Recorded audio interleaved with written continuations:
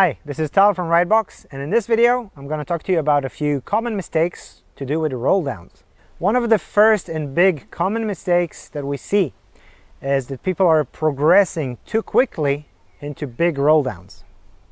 You want to be able to know that you're always maintaining your stability in a roll down, so you have to start small, even on a curb height, and work your way up to the bigger roll downs.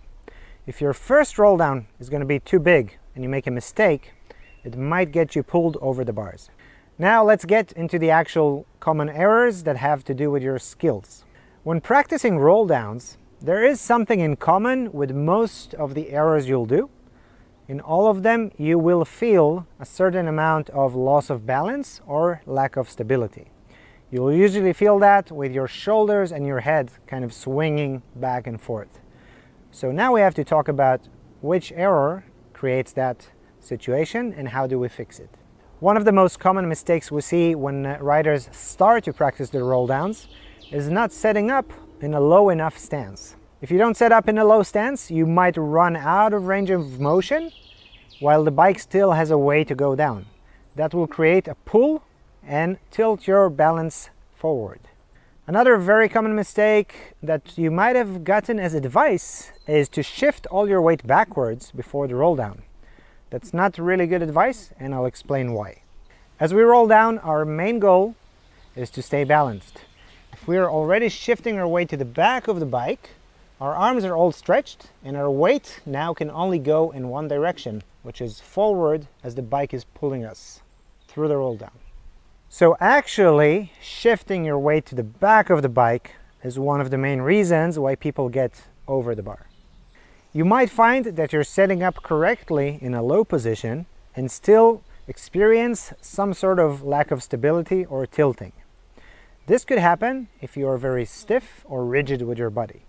So as we get down into the bike and onto the roll down, we have to be smooth and loose and allow that movement of the bike. So if you're holding onto the bike too much, you'll still get a bit of that lack of balance as you go through the roll down. With that correct low and ready position, as you reach the roll down, you need to let your arms extend. If you don't let your arms extend, you're going to get again all that motion of the bike into your body.